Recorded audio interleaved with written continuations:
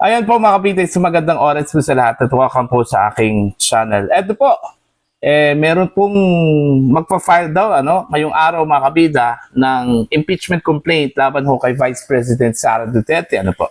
Ito hong ACT Teachers Party List po, mga kabida. Dahil binago daw ng Korte Suprema doon ho sa kanila hong latest ruling po, patungkol ho sa pagbasura po, mga kabida, sa motion for reconsideration ng House of Representatives laban ho sa nauna ho nilang desisyon na ideklarang unconstitutional po yung articles of impeachment po mga kabida na i-file ng House dyan po sa Senado laban ho dito kay Vice President Sara Duterte. Ang sabi po ng ACT Teachers Party List, dahil ho sa latest decision po, nagbago daw yung reckoning date mga kabida, kung saan po ang 1-year bar rule instead na February 6 pwede hong mag-file po ng panibagong impeachment complaint against the Vice President, mga kabida, binago daw at naging January 14 na daw, mga kabida, po. Eto, babasahin ko lang po itong article ng Ang Batas PH, Impeachment Raps versus Vice President Duterte. ACT Teachers Party List Representative Antonio Tinio revealed that a new impeachment complaint against Vice President Sara Duterte may be filed as early as tomorrow. Ngayong araw po ito, mga kabida, February 2, 2026, following the Supreme Court's clarification on the reckoning point of the 1-year bar rule. In an interview, Tinio explained that the High Court's latest ruling effectively moved the reckoning date of the 1-year prohibition to January 14, 2026. Making it possible to file a new complaint after that date. In its original ruling, the Supreme Court had ruled that no impeachment complaint could be filed against the Vice President until February 6, 2026, after determining that the 1-year bar was triggered on February 5, 2025, or the day the House of Representatives impeached Duterte, mga kabida.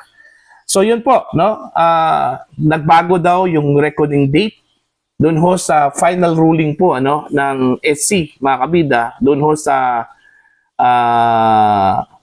motion for reconsideration na i-final po ng House of Representatives para baguhin lang po yung naunang desisyon po ng SC, mga kabida, kung saan po ay idineklarang unconstitutional o labag po sa saligang batas ito hong articles of impeachment laban ho kay Vice President Sara Duterte.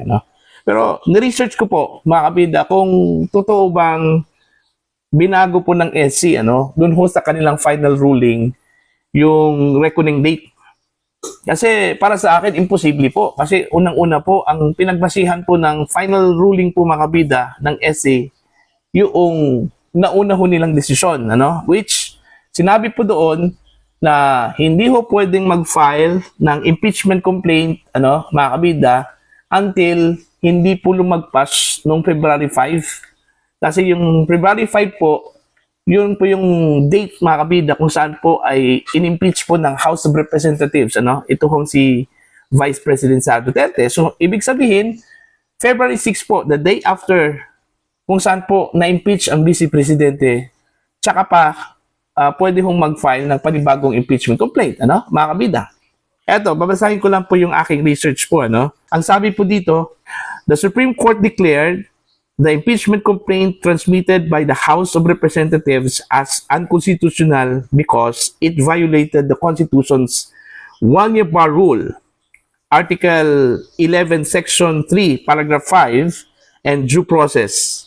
The court held that the earlier impeachment complaint were no longer viable and that any subsequent complaint, including the one used to impeach Vice President Duterte, was barred within 1 year of the earlier complaint's termination, meaning no new impeachment could be validly initiated until February 6, 2026. The House filed a motion asking the Supreme Court to reverse that July 2025 decision, arguing, among other things, that the 1-year bar did not apply because the fourth impeachment complaint was a separate action and the first 3 complaints were merely archived, not dismissed. Okay? In late July 2026, the Supreme Court denied the House motion for reconsideration with finality and affirmed its original ruling. It maintained that the impeachment complaint was barred by the one-year rule and that the constitutional prohibition still stands as ruled in July 2025. Malinaw po yun, ano, mga kabida. The Supreme Court's decision affirming its prior ruling means the one-year bar remains in effect as originally interpreted. The court did not change or relax the one-year bar rule in its ruling on the motion for reconsideration. That means impeachment proceedings against Vice President Sara Duterte under the same facts may only be validly initiated after the one-year bar rule has fully elapsed, which is after early February 2026. So malinaw po mga kabida, wala hong nagbago, ano? Kasi po ang pinagbatayan po ng final ruling po ng SC, ano? Ito hong naunang ruling po nila noong July 2025. Okay? Which ang sabi po doon na hindi ho pwede mag-file ng panibagong impeachment complaint mga kabida, no?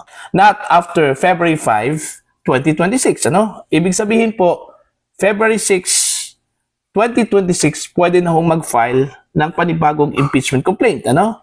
So, wala hong pagbabago, ano? Taliwas po doon sa sinabi po, ano, ni ACT Teachers Party List Representative Antonio Tinio, ano, mga kabida.